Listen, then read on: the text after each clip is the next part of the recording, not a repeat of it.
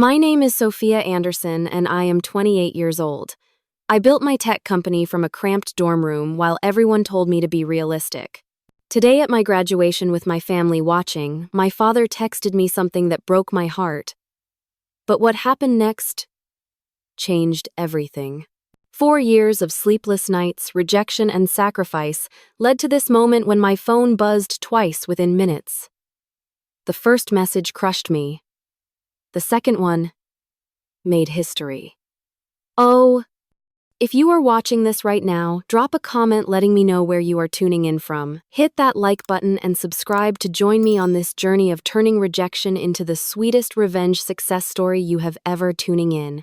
Heard. Growing up as the only daughter with two older brothers in the Anderson household meant living in a constant state of being overlooked. My father, Harold Anderson, built his construction supply company from the ground up in the 1980s. He was a self-made man who prided himself on his business acumen and traditional values. In our family, tradition meant one thing: business was for men and women were meant for supporting roles. From my earliest memories, I watched my father groom my brothers, James and Thomas, to eventually take over Anderson Building Supply. He would bring them to the office on weekends, teaching them about inventory management, profit margins, and leadership. When I asked to come along at age 8, my father laughed and patted my head. "This is boring stuff, princess. Why not help your mother with dinner instead?" My mother, Elizabeth, was the perfect corporate wife. She hosted business dinners, maintained our home immaculately, and never contradicted my father in public. In private, she would sometimes whisper encouragement to me, but always followed with, "Just do not let your father hear about it." She loved me, I know that. But she had accepted her role in life and expected me to do the same. Despite the lack of encouragement, I showed an aptitude for mathematics and computer science from an early age. In 3rd grade, I won the state mathematics competition, beating students 2 grades above me. My father attended the ceremony but remarked afterward that it was cute how I enjoyed playing with numbers. When my teacher called home to discuss my potential, suggesting advanced classes and mentoring, my father thanked her politely and never mentioned it again. By high school, I had taught myself coding through online tutorials and built a scheduling app that the school administration actually implemented for managing extracurricular activities. The local newspaper ran a small story about it. My father saw the article and commented, "Computers are just a phase. Real business happens face to face." My brothers received new cars for their 16th birthdays. I received a laptop that my father deemed practical for schoolwork. Little did he know that I would use that laptop to begin building what would eventually become Secure Connect, my company that specialized in encrypted communication software for businesses. When college application time came, I applied to the Massachusetts Institute of Technology without telling my parents. My guidance counselor helped me with the application process, recognizing what my parents could not see. When the acceptance letter arrived, my mother was genuinely happy for me but worried about my father's reaction. "What are you going to do at MIT?" my father scoffed when I announced my acceptance at dinner. "Waste 4 years when you could be getting real-life experience. Technology is mostly smoke and mirrors anyway. Look at all these .com businesses failing. It is the top engineering school in the country," I said quietly. "Engineering is not for girls, Sophia. You will struggle, get discouraged, and drop out." "Then what?" "I will not drop out," I promised. After weeks of arguments, my father reluctantly agreed to pay for my first year at MIT with conditions I had to maintain a 4.0 GPA, work part-time to cover my personal expenses, and call home weekly to report my progress. "1 year," he said. "Then we will see if this is just a waste of my money." The night before I left for Cambridge, my mother came to my room. "Your father means well," she said, sitting on the edge of my bed. "He just wants to protect you from disappointment." "He does not believe in me," I replied, folding the last of my clothes into my suitcase. "He does not understand you," she corrected. "Maybe someday you can show him." I zipped my suitcase closed with determination. "I will show him. I promise you that." As I boarded the plane to Boston the next morning, my father's final words echoed in my head. When this tech fantasy fails, there will always be a receptionist position at Anderson Building Supply. I stared out the airplane window, watching my hometown shrink beneath me, and made a silent vow. I would never be answering phones at my father's company. I would build something of my own, something so undeniably successful that even Harold Anderson could not dismiss it. I just had no idea then how completely that vow would transform my life. MIT was everything I had hoped for, and more challenging than I had feared. During orientation week, I found myself surrounded by brilliant minds from around the world. For the first time in my life, nobody questioned whether I belonged in a technical field because I was female. The only question was whether I could keep up intellectually. The workload was crushing. I took a full course load of computer science and business classes while working 20 hours a week at the campus bookstore to fulfill my promise to my father. My roommate Natalie Kim rarely saw me awake. I would return from work at 9, study until 2 in the morning, catch 4 hours of sleep, and repeat the cycle. "You are going to burn out," Natalie warned me one night, finding me asleep on my keyboard. "I cannot afford to slow down." I mumbled, splashing cold water on my face. "My dad is only paying for 1 year. After that, I need scholarships, or I am out." By midterms, I was physically exhausted but academically thriving. I earned the highest grade in my Introduction to Algorithms class, catching the attention of Professor Alan Blackwell, who would later become my most important mentor. "Anderson," he called out after class one day, "that encryption solution you proposed for the lab challenge, have you considered its commercial applications?" I had not. I had been too busy surviving to think about innovation.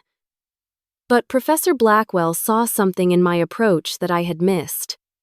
"The financial sector would pay a premium for that level of security," he said. "Come to my office hours. Let us talk about it." Those office hours changed the trajectory of my life. Professor Blackwell helped me refine my encryption algorithm and introduced me to graduate students working on similar problems. For the first time, I began thinking beyond grades and survival. By second semester, I had assembled a small group of like-minded students. There was Zach Torres, a brilliant coder with a background in quantum computing; Diana Chen, who understood user experience design better than anyone I had ever met; and Marcus Washington, whose business acumen complemented my technical skills. We began meeting in my dorm room on Sunday afternoons, developing what would eventually become Secure Connect. Our idea was simple but powerful: create an encryption system for business communications that was both unbreakable and user-friendly. "Most security solutions sacrifice usability for protection," I explained to the group. "We can build something that does both." My father called every Sunday evening as agreed. Our conversations followed a predictable pattern. "How are your grades?" he would ask. "All as so far," I would answer. "And the job?" "Still employed, getting more hours during holidays." "Good. Any thoughts about what you will do when the year ends?" I never mentioned our startup idea during these calls. I knew exactly what he would say, another example of me living in a fantasy world. By April of freshman year, we had a working prototype. Professor Blackwell encouraged us to enter the university's annual business competition, which offered $50,000 in seed funding to the winner. "We are not ready," I protested. "You are more ready than you think," he countered. "The judges need to see this." The night before the competition, I called my mother instead of my father. "I might have a chance at winning some money tomorrow," I said carefully, "for a business idea." "That is wonderful, honey," she said. "What kind of business?" I explained our encryption software as simply as I could. "Your father always says business is about solving problems," she said when I finished. "It sounds like you are solving an important one." "Do you think he would be proud?" I asked, hating how young I sounded. There was a pause. "I think he would be surprised," she answered honestly. "But someday he will be proud. I already am." The next day, we won first place and $50,000 in seed funding. The university press release included a photo of our team holding an oversized check. I sent the link to my parents. My father's response came hours later. Playing entrepreneur on the university's dime, I see. Focus on your grades. That summer, instead of returning home, I stayed in Cambridge and worked on Secure Connect. The seed money allowed us to rent a tiny office space off campus and pay ourselves minimal stipends. I called my father to tell him I would not need his financial support for sophomore year. "So you are dropping out," he said, a note of satisfaction in his voice. I received an academic scholarship. I will be continuing my education while developing our business. There was a long silence. Businesses need customers, Sophia. They need revenue. Who is buying your computer program? I had no answer for that yet. We had no customers, no revenue. That is what I thought he said. Well, good luck with your scholarship. At least you are not wasting my money anymore. Sophomore year, I reduced my course load to part-time status, focusing the majority of my energy on Secure Connect. We worked 18-hour days refining our product and pitching to potential clients. We faced rejection after rejection. No one trusts security software from college students, Marcus observed after our 15th failed pitch. Then we need to stop looking like college students, I decided. We rebranded, created professional materials, and practiced our pitch until we could deliver it in our sleep. And then finally we got our first yes from a small financial advisory firm willing to take a chance on us. The day we received our first payment of $10,000, I took the team out for pizza. As we celebrated, I thought about calling my father to share the news, but decided against it. I wanted our success to be undeniable before I faced his skepticism again. Little did I know that our first client would lead to 5 more, and those 5 to a dozen more. By the end of my sophomore year, Secure Connect was generating enough revenue to hire 2 more developers and move to a legitimate office space. I was no longer just a student, I was a CEO.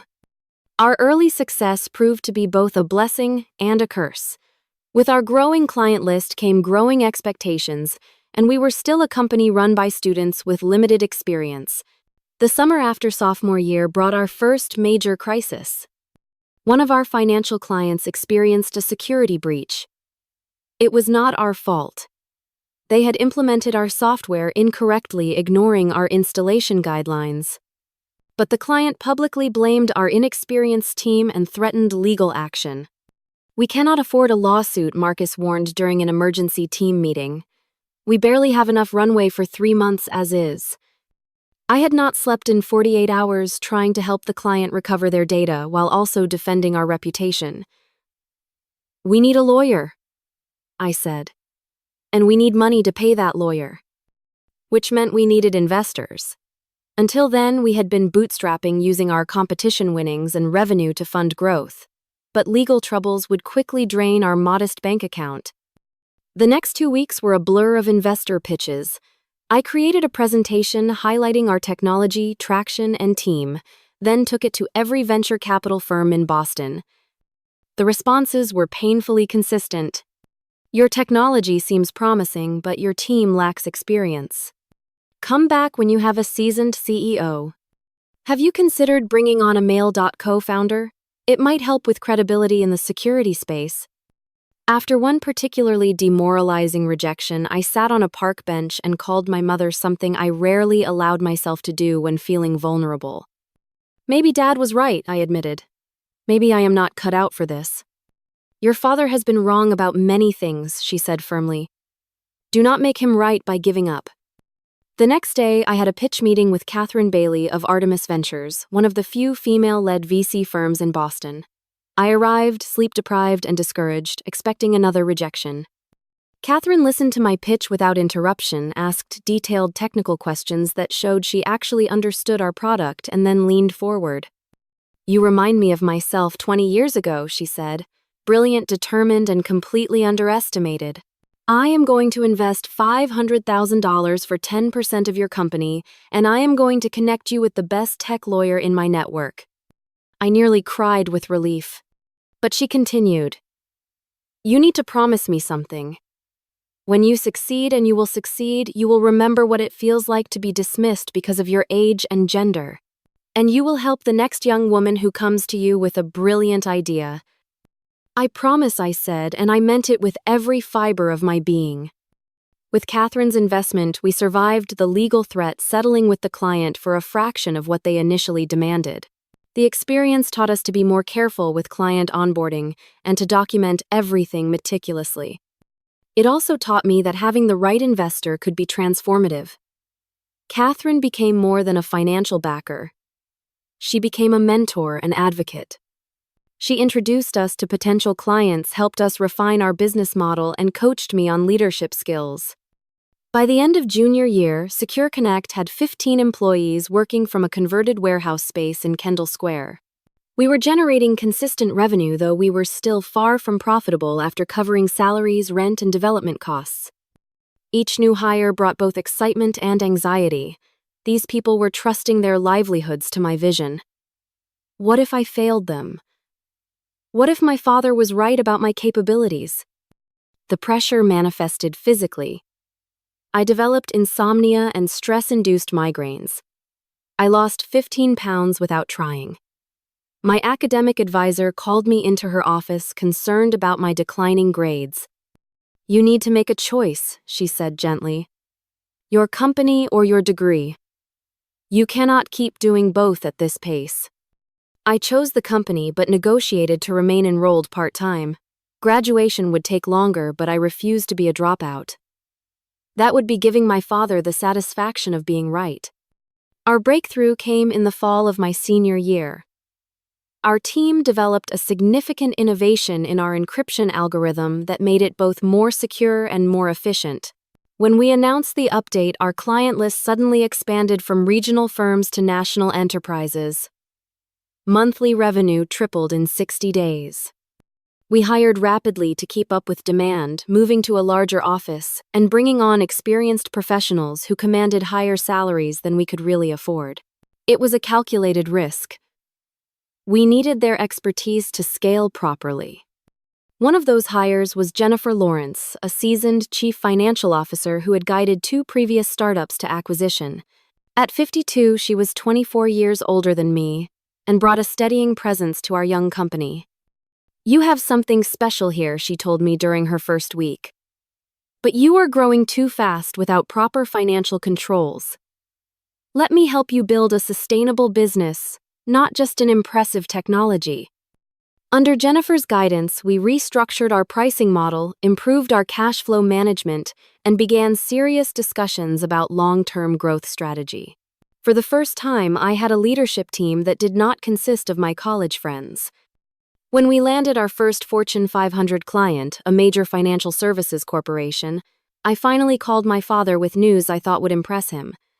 "Dad, Secure Connect just signed a 7-figure contract with Allied Financial," I said, unable to keep the pride from my voice. There was a pause. "That is a significant client," he acknowledged. "But tech companies come and go, Sophia. How sustainable is this business of yours? We have 40 employees now. Consistent growth. Major clients. And are you profitable?" We were not yet. We were reinvesting every dollar into growth.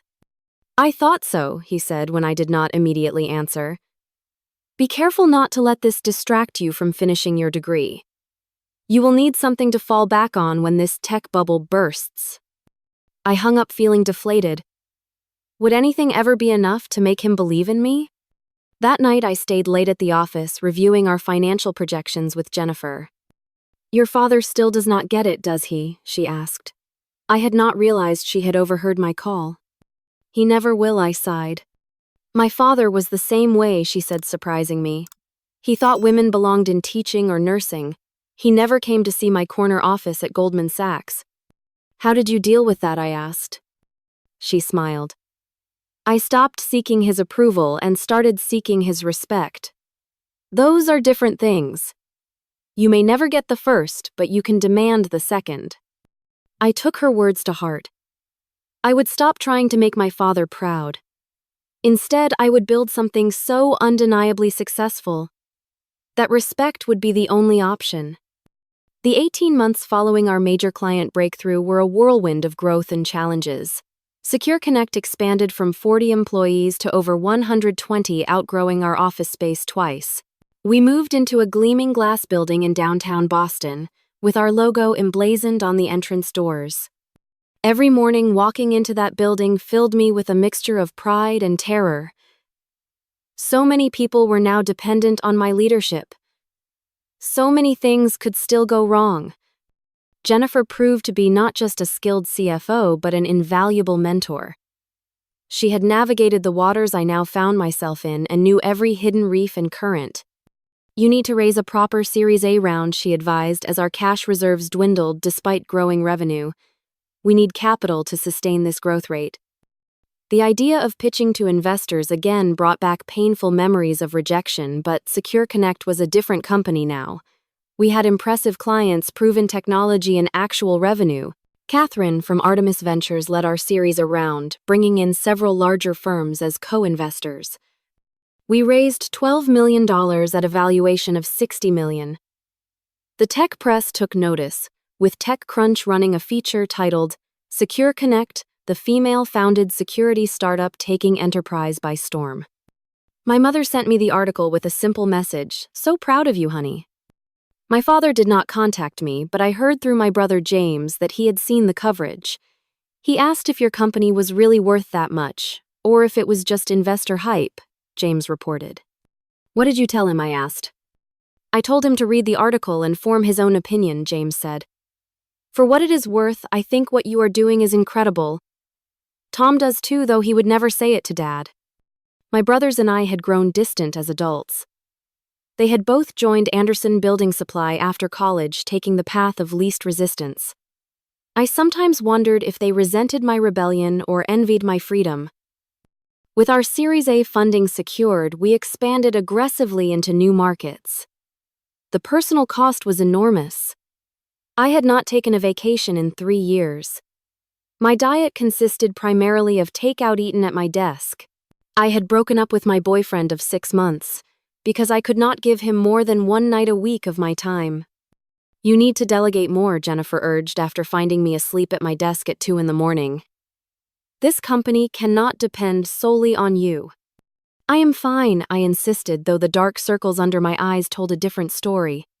"You are killing yourself," she countered. "And that helps no one. Build a leadership team you trust. Let them carry some of the weight." Reluctantly, I began to delegate, hiring a chief technology officer to oversee our engineering team and a chief operating officer to manage day-to-day operations. It was harder than I expected to relinquish control, but necessary for both my health and the company's growth. As Secure Connect became more visible in the industry, competitors took notice. Larger security firms began developing similar products. Some tried to poach our key engineers with offers of double their current salaries. Others spread rumors about our technology's reliability. "This is actually a good sign," Catherine reassured me during one of our regular advisor meetings. "They would not bother if you were not a threat." One competitor went beyond ethical boundaries, attempting to hack our systems to steal our proprietary code. The irony of a security company being targeted was not lost on me, but our own protections held. We traced the attack and sent a cease and desist letter that put an end to their efforts. Through all of this, I maintained my part-time student status at MIT, determined to complete my degree. I was now in my 5th year, taking just 1 or 2 classes per semester. My father had long since stopped asking about my academic progress, assuming I had dropped out. In the spring of that 5th year, my academic advisor called me in for a meeting. "You have enough credits to graduate this May," she informed me, reviewing my transcript. Really, I had lost track, focusing on completing 1 course at a time. "Really? You will graduate with honors despite your unconventional path." She smiled. "The commencement committee has actually been discussing you." "Me, why?" "They are considering you for the student commencement speech." "Your story is rather remarkable, Sophia. Building a multi-million-dollar company while completing your degree." I was stunned. "I am not sure I have time to write a speech." "Think about it," she urged. "It would be a powerful message to other young entrepreneurs." That evening, I called my mother with the news. "I am graduating in May," I said. "With honors." "Oh, Sophia." Her voice filled with genuine joy. "We will all be there." Your father, too. He does not have to come, I said quickly. He is your father. Of course he will come. Her tone left no room for argument. The thought of my father attending my graduation filled me with conflicting emotions. Part of me wanted him to see my success, to finally acknowledge that I had proven him wrong. Another part dreaded his inevitable dismissal of my achievements. As graduation approached, Secure Connect faced its biggest decision yet. Several larger tech companies had approached us about acquisition offering eye-watering sums. At the same time, our board was discussing the possibility of an initial public offering. The IPO market is strong right now, Jennifer explained during a late-night strategy session. With our growth metrics and client list, we could command a significant valuation. But is the company ready? I asked. Are we ready? We would need to get our financials in perfect order, strengthen the board with some recognized names. But yes, I believe we are ready. The timing was surreal. The IPO preparation would coincide almost exactly with my graduation, two culminations arriving simultaneously. We decided to move forward with the IPO process, working with investment banks to prepare our S-1 filing with the Securities and Exchange Commission. The process was exhausting, requiring endless meetings with lawyers, auditors, and bankers. The week before graduation, we made the confidential filing but kept the news quiet. The public announcement would come later after the SEC review. Only our executive team and board knew the details. I had declined the commencement speech opportunity, lacking the time to prepare properly. Instead, I would graduate quietly, just another student crossing the stage, albeit one running a company valued at hundreds of millions of dollars. My parents and brothers would fly in the day before the ceremony. It would be the first time I had seen my father in over 2 years. I arranged for them to stay at the Four Seasons. My small act of showing how far I had come from the struggling freshman he had reluctantly supported. The night before graduation, Jennifer called me with news that took my breath away. The bankers think we should price the IPO higher than we discussed, she said, excitement evident in her voice. The demand is incredible. We are looking at a potential billion-dollar valuation on day one. $1 billion. The number seemed unreal. When will we know for sure? I asked. The final pricing will happen tomorrow morning. I will call you the moment it is confirmed. Tomorrow morning, graduation morning. As I hung up, my phone buzzed with a text from my mother. We have landed. See you tomorrow at the ceremony. We are all so proud. I wondered if that all truly included my father. The morning of my graduation dawned with a perfect May sky, blue and cloudless. I woke at 5:30, too anxious to sleep any longer. My apartment, a modest one-bedroom I rarely saw due to my long hours at the office, was walking distance from campus. I checked my phone immediately. No calls from Jennifer yet about the IPO pricing. The investment bankers on the East Coast would be working on finalizing the numbers right now. I had a notification from the SEC Secure portal indicating some minor comments on our filing, but nothing that would delay our timeline. As I showered and dressed, I tried to focus on the graduation ceremony rather than the IPO. Today should be about celebrating my academic achievement, the degree I had stubbornly pursued despite my father's skepticism and the demands of running a company.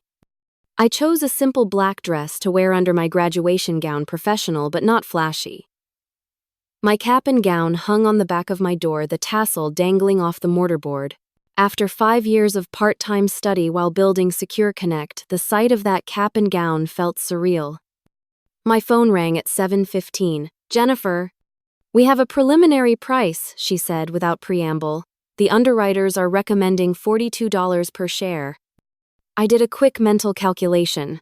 That would put us just over $1 billion market cap on day one, she finished for me. A unicorn at IPO. It is rare, Sophia. Really rare. My hands trembled slightly. When will it be final? The pricing committee meets in an hour. Barring any last-minute changes, we should have confirmation by 9:30. The announcement would go out shortly after that. My graduation ceremony started at 10. I will be in the middle of graduation, I said. I know. I can call you when it is official. Will your phone be on? Yes. I will keep it on vibrate. After hanging up, I sat on the edge of my bed trying to process what this meant. $1 billion valuation would change everything. It would validate all the years of hard work, all the nights I had slept on my office couch, all the doubts I had pushed through. It would also be the ultimate answer to my father's dismissal of my playing entrepreneur. I took a deep breath and pushed that thought away. I had long since stopped making decisions to prove my father wrong. Secure Connect was about creating something meaningful, something that protected people's data and privacy. The valuation was a side effect, not the goal. At 8:30, I headed toward campus to meet my family at the designated gathering spot for graduates and their guests. The walk helped calm my nerves, the familiar paths of MIT grounding me in the journey that had brought me here. I spotted my mother first, elegant in a blue dress and jacket. Next to her stood my brothers James and Thomas, both in suits. And then my father, stern-faced as always, his posture rigid in his perfectly tailored suit. He looked older than I remembered, his hair now more gray than brown. Sophia, my mother hurried toward me, arms outstretched. Her hug was tight, genuine. We are so proud of you, honey. My brothers each gave me quick hugs, offering congratulations.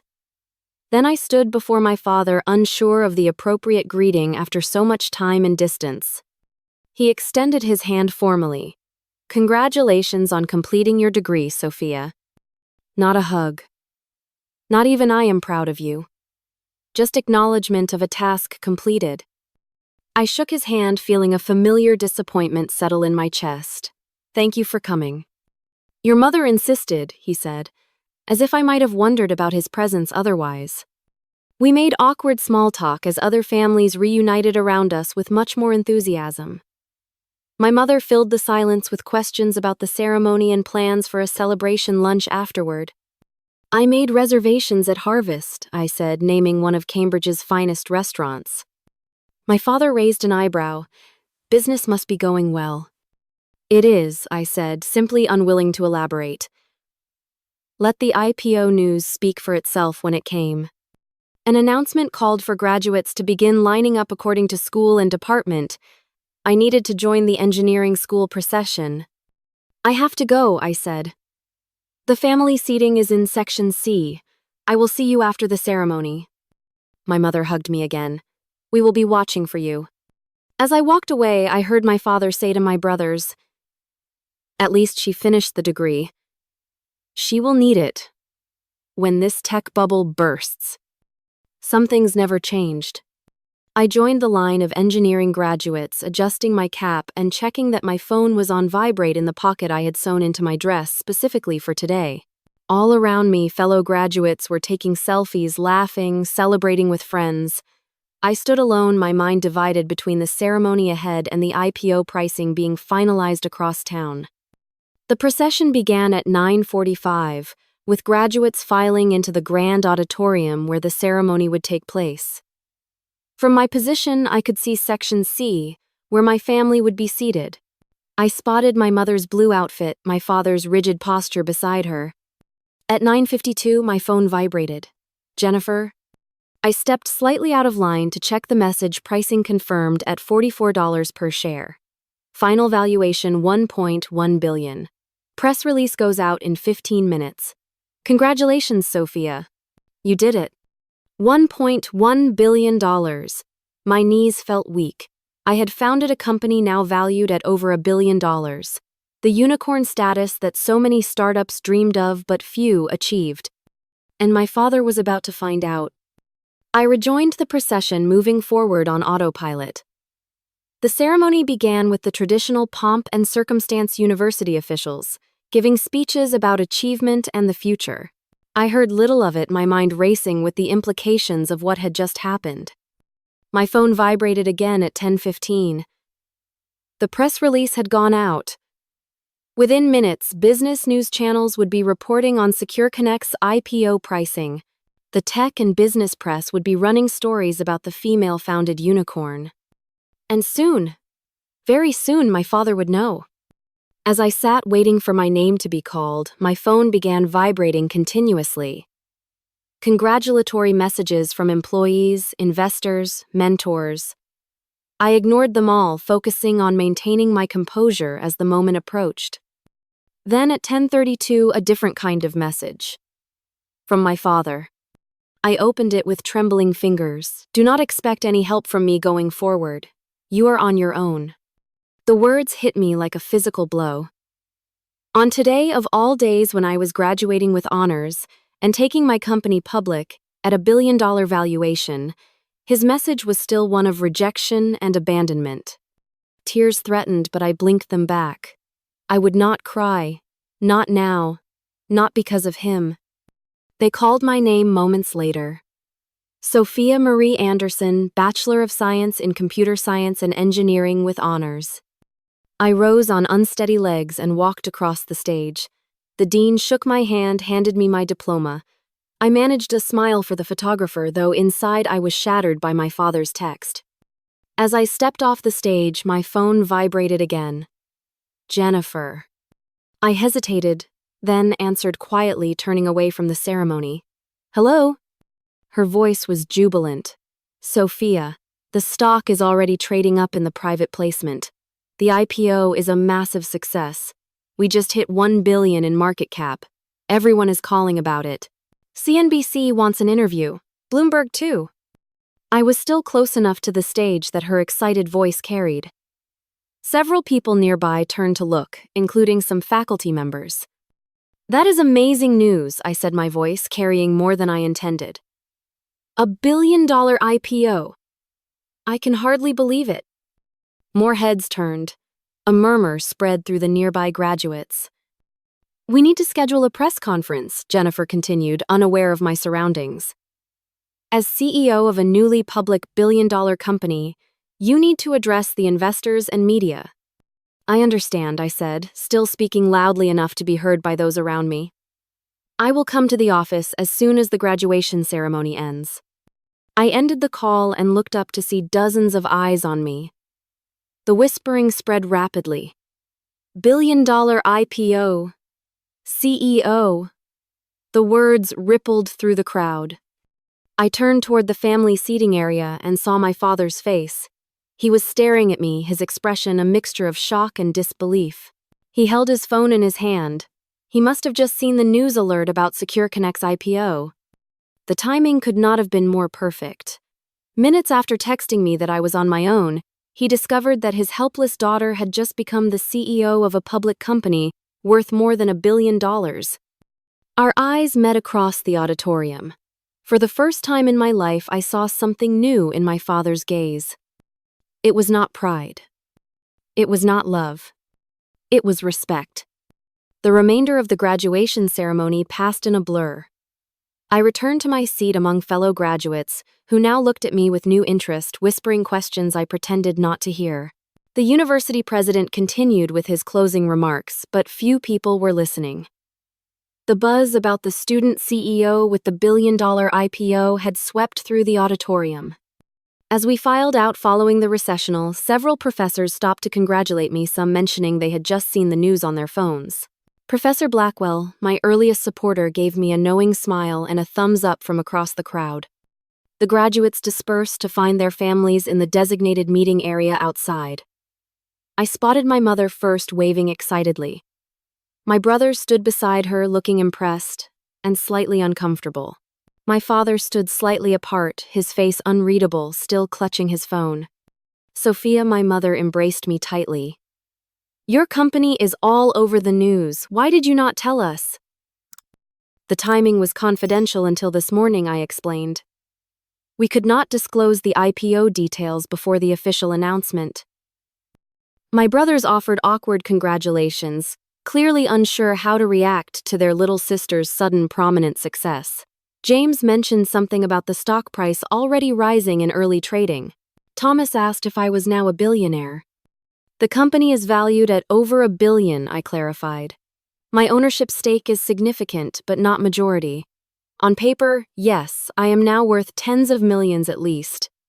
Throughout this exchange, my father remained silent, his expression stony. Finally, he stepped forward. You kept this from us deliberately, he said. It was an accusation, not a question. The SEC has strict rules about disclosure before an IPO, I replied evenly. And honestly, would you have believed me if I had told you? Your text message came through just before they called my name. I continued holding up my phone. Do not expect any help from me going forward. You are on your own. Interesting timing, Dad. My mother gasped. Harold, you did not. My father's face flushed. I was simply acknowledging her independence. She has made it clear she does not need family support. That is not what you meant, and we both know it, I said, surprising myself with my calm. You have never believed in me or what I was building. You have been waiting for me to fail since the day I left for MIT. Several nearby families had stopped to listen, recognizing me from the news alerts now circulating widely. Smartphones were pointed in our direction, people obviously recording the confrontation between the newly minted tech CEO and her father. This is not the place for this discussion, my father said, stiffly noticing the attention. I agree, I said. Let us go to the restaurant. I have a private room reserved. As we walked across campus, my phone continuously buzzed with notifications. Jennifer had texted that the stock was now trading at $52 per share, well above our IPO price. The market was responding enthusiastically. At the restaurant, the staff recognized me immediately. Congratulations on your IPO, Miss Anderson, the host said as he led us to the private dining room. Your office sent over champagne. Indeed, a bottle of Dom Perignon sat chilling in an ice bucket with a note from my executive team. Once we were seated and the door closed, my father wasted no time. So, this is why you have been so secretive about your company, he said, planning your big reveal for maximum effect. I have been building a legitimate business for 5 years, I replied. The IPO is just the latest milestone, not the goal itself.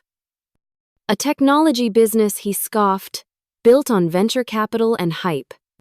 Built on solving real security problems for major corporations, I corrected. We have over 200 enterprise clients, including 40 Fortune 500 companies. Our encryption technology is the most advanced on the market. And you managed all this while supposedly completing your degree. There was nothing supposed about it, I said, placing my diploma on the table. I finished what I started despite your predictions of failure. My mother placed her hand on my father's arm. Harold, our daughter has accomplished something extraordinary.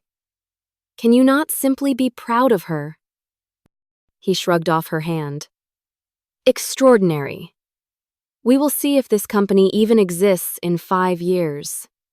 Most of these tech startups crash and burn after the IPO. James surprisingly spoke up. Dad Secure Connect is not some fly-by-night operation. They are the leading provider in their sector. I looked them up after seeing Sophia in TechCrunch last year. Their client list is impressive.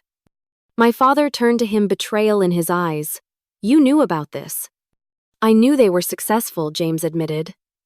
I did not know about the IPO. My phone rang. Jennifer again. I excused myself to take the call in the corner of the room.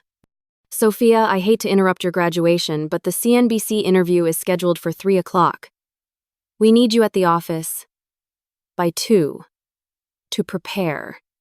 I will be there, I promised, ending the call. I returned to the table. I apologize, but I need to cut this short. I have media obligations this afternoon. More important than your family lunch, my father demanded. As important as your work obligations have always been, I replied evenly. As CEO of a public company, I have responsibilities to our shareholders, employees, and clients.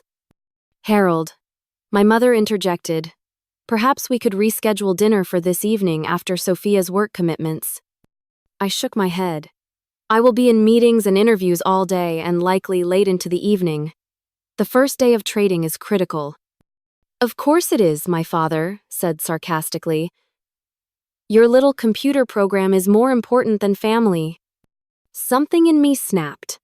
5 years of dismissal, doubt, and derision crystallized into a moment of perfect clarity. My little computer program, as you call it, just created over $1 billion in value, I said, my voice steady.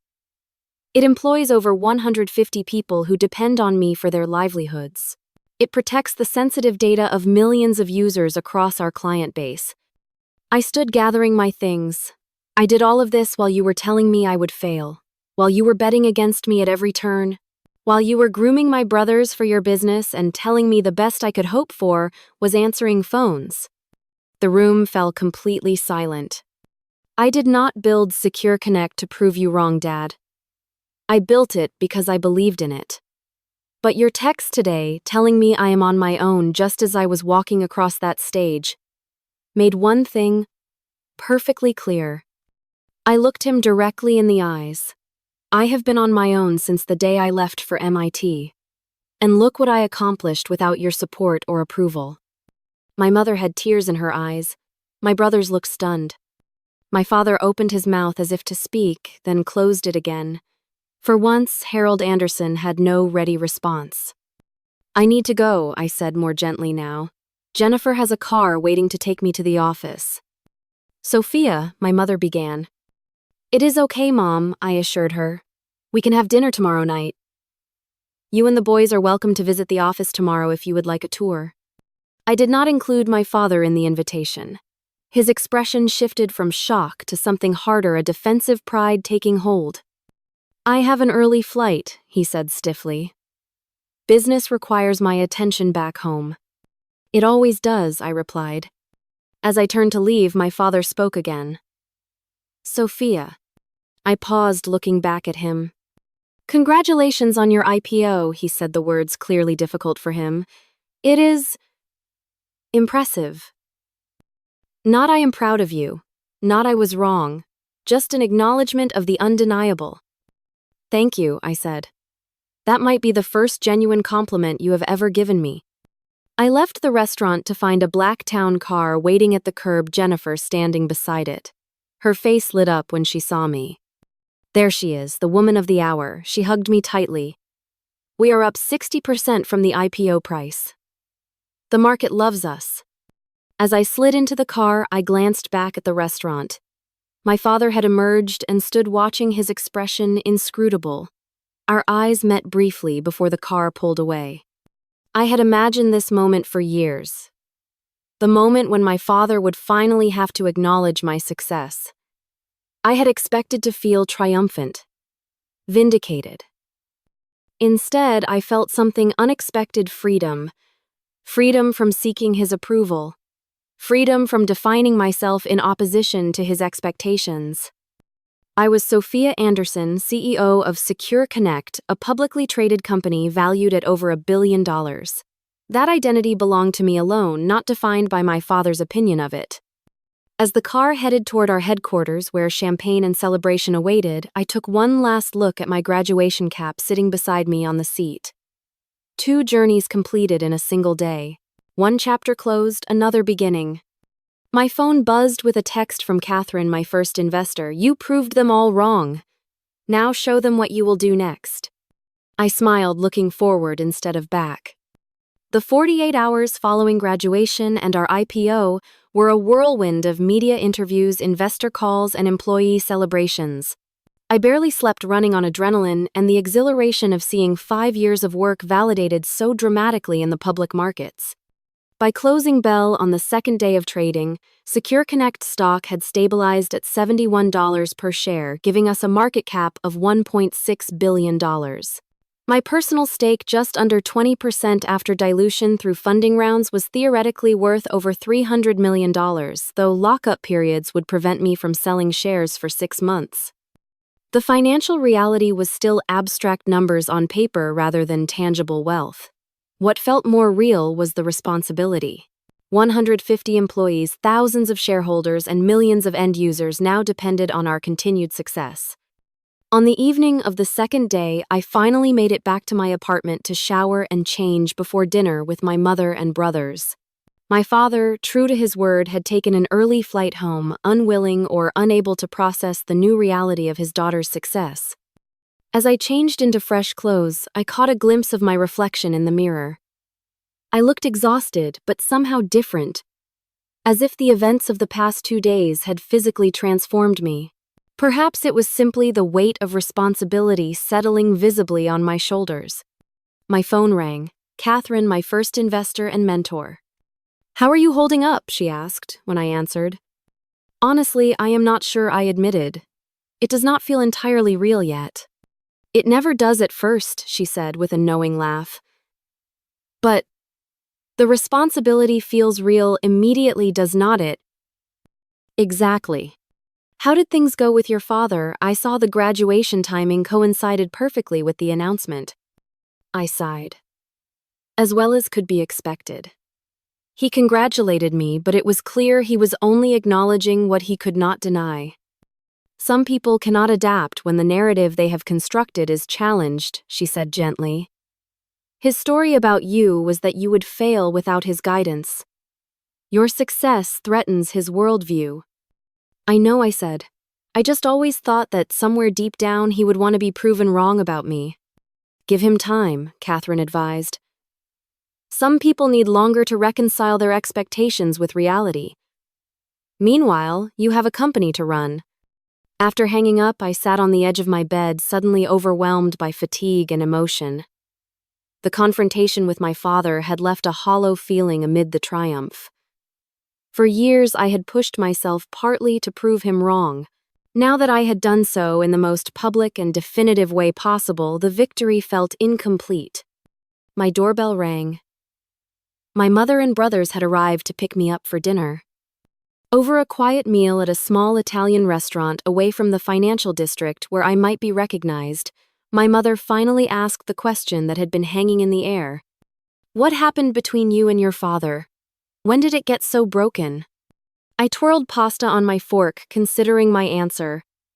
"It was never really whole to begin with, Mom. He never saw me as having the same potential as James and Thomas. When I chose a different path, it just confirmed what he already believed." "He is proud in his way," she offered weakly. "No," I said gently. "He is impressed by what he cannot dismiss. That is different from pride." James cleared his throat. "For what it is worth, Dad has been impossible to work with since the IPO news broke. He spent all day on the phone with his investment advisor trying to buy shares in your company."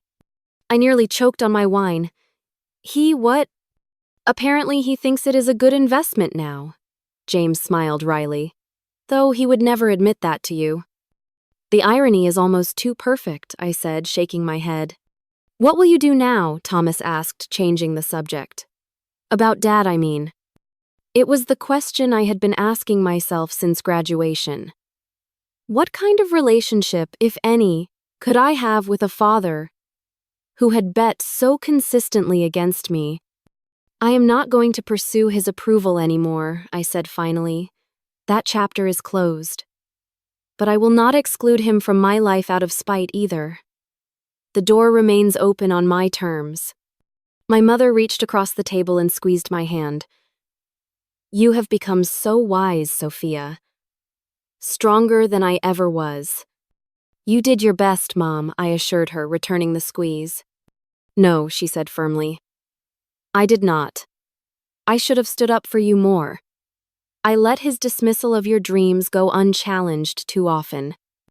"We cannot change the past," I said. "But we can choose how we move forward." The next morning, I gave my family a tour of Secure Connect headquarters.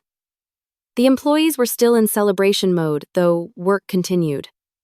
Many stopped to congratulate me and meet my family. "This is incredible," Thomas said as we walked through the engineering department where dozens of developers worked on our core technology. "I had no idea it was so substantial." "What did you think I was doing all these years?" I asked, genuinely curious. He shrugged. "Honestly, Dad made it sound like you were playing around with computers in a glorified school project. And you believed him without ever asking me." Thomas had the grace to look embarrassed. "I should have made up my own mind." "I am sorry, Sophia." That afternoon, after my family departed for their flight home, Jennifer found me in my office reviewing our post-IPO strategy. "Your father called," she said without preamble. "He wanted to know if you would consider joining the board of Anderson Building Supply." he said, and I quote, "Her business expertise would be valuable to our company." I laughed out loud, the absurdity of the request hitting me like a wave. After years of dismissing my business acumen, my father now wanted to leverage it for his own company. "What did you tell him?" I asked. "I told him you were in meetings all day, but that I would pass along the message." Jennifer raised an eyebrow. "What should I tell him when he inevitably calls back?" I considered the question carefully. My initial impulse was to refuse outright, to give him a taste of the rejection he had so freely offered me. But that impulse passed, quickly replaced by something more measured. "Tell him I would be happy to discuss potential synergies between our companies," I said finally, "but that my priority must remain Secure Connect, especially in this critical post-IPO period." Jennifer nodded approvingly. "Taking the high road? I would expect nothing less from you." In the weeks that followed, I found myself adjusting to a new normal. The media attention eventually died down, though I was now occasionally recognized on the streets of Boston. Our stock price stabilized, our employees settled back into their work routines, and the day-to-day challenges of running a public company became my new reality. My father never called back about the board position. Instead, he sent a formal email outlining his proposal, copying my brothers and our respective company attorneys. I responded with equal formality, declining the specific offer but suggesting alternative ways our companies might collaborate. What surprised me most in the aftermath of our IPO was how quickly the achievement itself became background noise. The validation I had sought for so long, once received, lost its shine more rapidly than I had expected. What remained important were the relationships formed along the way and the impact of our technology on the clients who depended on it. 3 months after graduation, I made a decision that surprised many but felt instinctively right to me. I established the Secure Connect Foundation with $50 million of my personal shares, creating a scholarship fund specifically for young women pursuing careers in cybersecurity and technology.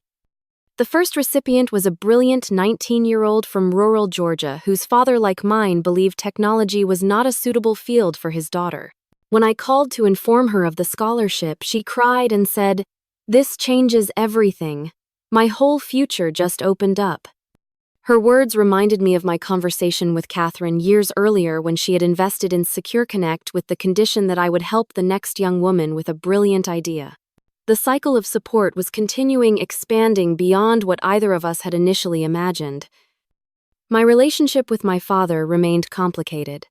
We settled into a détente of sorts, communicating primarily through formal channels about potential business connections. He never apologized for his years of doubt, but he stopped actively predicting my failure. In the world of Harold Anderson, this constituted significant progress. My mother visited, often delighting in the success I had built, and finally expressing her own regrets about not supporting me more actively in the early years. "I was so afraid of disrupting the family," she confessed during one visit, "but I see now that harmony built on inequality is not really harmony at all." Perhaps the most profound change occurred within me. The drive to prove my father wrong, which had fueled so many late nights and pushed me through countless obstacles, gradually transformed into something healthier, a desire to prove myself right. Right about the market opportunity, right about our technology approach, right about the team I had built. 1 year after our IPO, I was invited back to MIT to give a lecture to engineering students about entrepreneurship. Standing at the podium in the same auditorium where I had graduated, I looked out at the eager faces and felt a sense of completion. "Success is not about proving others wrong," I told them. "Though that can be temporarily satisfying, true success is about proving yourself right, about validating your own vision of what is possible." A young woman raised her hand during the question period. "Did your father ever admit he was wrong about you?" The auditorium fell silent, waiting for my answer. "No," I said honestly, "and I no longer need him to." The most valuable lesson I learned in building Secure Connect was not about technology or business strategy. It was about defining success on my own terms rather than seeking external validation. As I left the stage to applause, my phone buzzed with a text. From my father. "Saw your lecture was live streamed. Well said. No apology, no admission of error. but perhaps in his way a small step toward understanding. I smiled and put the phone away. My validation no longer came from Harold Anderson. It came from the hundreds of employees who trusted their careers to my leadership, from the clients who entrusted their sensitive data to our technology, from the young women who saw in my journey a map for their own. What did you think of my story? Have you ever had to navigate complicated family relationships while pursuing your dreams? Drop a comment below to share your thoughts. And if you found inspiration in this journey, please like, subscribe, and share with someone who might need to hear that success is possible even when others doubt your path. Thank you for listening. And remember, the only validation that truly matters is the kind you give yourself.